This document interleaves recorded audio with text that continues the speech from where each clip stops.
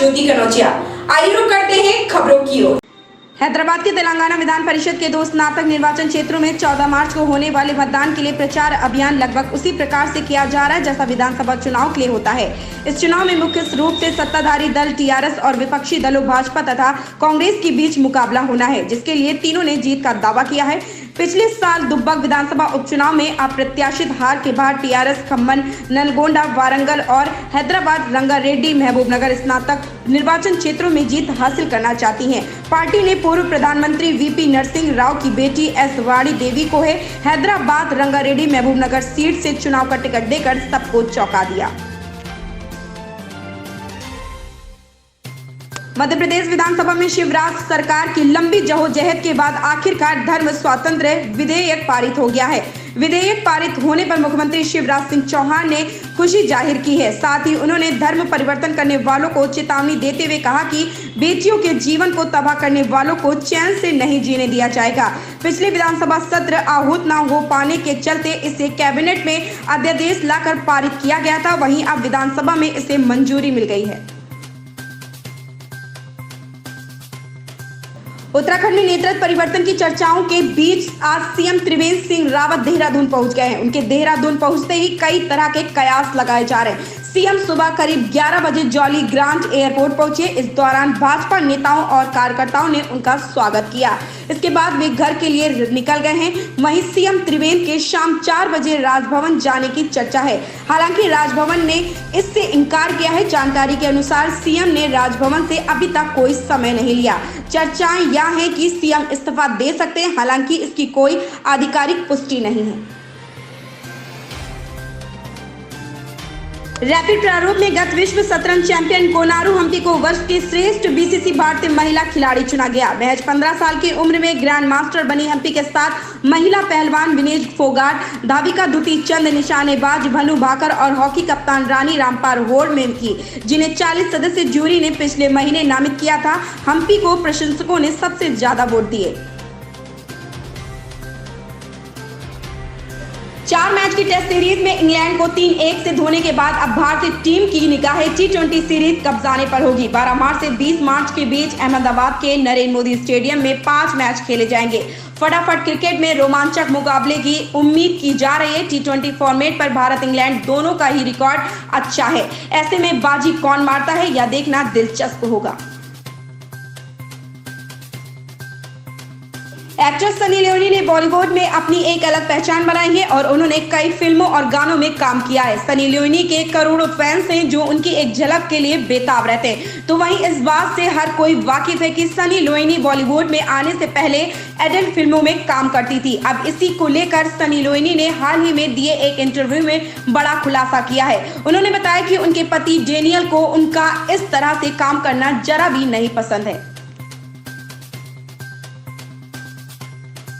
रक्षा अनुसंधान और विकास संगठन डीआरडीओ ने एक और कामयाबी हासिल की है, जिससे भारतीय नौसेना की ताकत में और इजाफा होगा। वहीं समुद्र में भारत की पनडुब्बियां और भी घातक हो जाएंगी। डीआरडीओ ने आईएनएस करंज पनडुब्बी को भारतीय नौसेना में शामिल किए जाने के एक दिन पहले सोमवार रात को मुंबई में एयर इंडिपेंडेंट प्रोपल्शन एआईपी तकनीक का सफल परीक्षण किया है।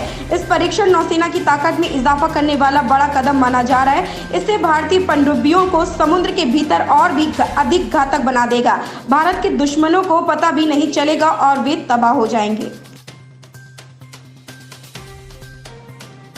पैन कार्ड एक विशिष्ट पहचान कार्ड है जिसे स्थायी खाता संख्या भी कहा जाता है। जिस तरह आधार कार्ड आपके लिए जरूरी है, उसी तरह पैन कार्ड भी बहुत जरूरी है। पैन कार्ड किसी भी बैंक पे खाता खोलने, राशि निकालने या जमा करने या आयकर देने वालों की पहचान के लिए महत्वपूर्ण कार्य करता है।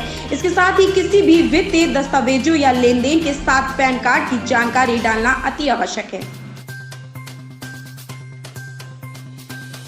रेलवे में नौकरी का सपना देख रहे युवाओं के लिए एक अच्छी खबर है। वर्तमान समय में चल रही एनटीपीसी की परीक्षा समाप्त होने के बाद रेलवे ग्रुप डी की परीक्षा का आयोजन किया जाएगा। यह परीक्षा अप्रैल महीने में होने की संभावना है।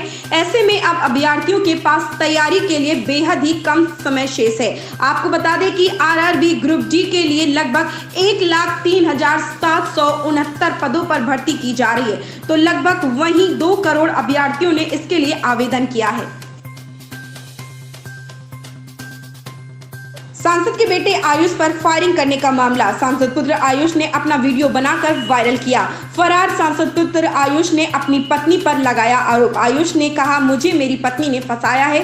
खुद को गोली मरवाने के मामले में फरार है आयुष। पत्नी ने कहा था कि मेरी जान का खतरा है। आयुष के परिवार से पत्नी के बयान के बाद आयुष का वीडियो आया सामने। मैं अपने माँ बाप से माफी मांगना चाहता हूँ। जो मैंने किया उस लड़की के जाल में फंस के, कभी मैंने उनकी बात नहीं मानी अपने माँ बाप की। हमेशा हर चीज उनके अगेंस्ट में किया। मैंने जो किया मैं उसको ही, जो भी मैंने किया मैं उसकी सजा जो भी मुझे मिले मैं उसको भुगतने के लिए तैयार हूँ। और माता पिता से ये है निवेदन कि वो मुझे माफ कर दें। और जो लोग भी इसे वीडियो को देख रहे हैं वो अपने बच्चों को दिखाएं, अपने बच्चों को समझाएं कि ऐसे लड़कियों के चक्कर में बिल्कुल ना पड़े, ताकि जैसे मेरी जिंदगी बर्बाद हुई वैसे और किसी मेरे भाई बहन की जिंदगी बर्बाद ना हो। पश्चिम क्या कहना चाहेंगे, किस तरह से उसको फंसाया गया? देखो, हम ये कहना चाहते हैं कि आज मेरा बेटा, जब से लॉकडाउन शुरू हुआ था तब से मेरे बेटे को उसने फंसाया। मेरे सांसद जी कोरोना में थे, हम लोग उसी में सारा घर लगे रहे और मेरा बेटा आता था, देख करके चला जाता था। तो मैंने कहा कहीं दोस्तों मित्रों के यहाँ रुकता था, मगर उस लड़की, मेरे बच्चे की 19 साल की उम्र है, उस लड़की की 25-26 साल की उम्र है। तो मेरे बच्चे को ऐसा चंगुल में फंसाया कि मेरे बच्चे को बर्बाद कर दिया। वो जानती थी कि ये सांसद हैं, विधायक हैं, तो इनके पास बहुत ज़्यादा सब चीज़ होगा और इसके बेटे को चुंगल में फंसा लेंगे तो मैं कल कदा इनकी बहू बन के रहेंगी।